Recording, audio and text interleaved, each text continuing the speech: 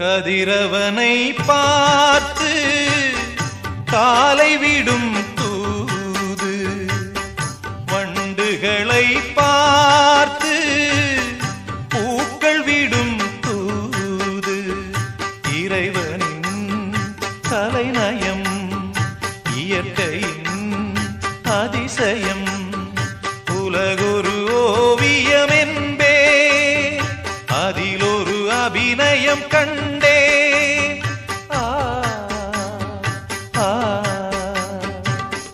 கதிரவனை பார்த்து காலை விடும்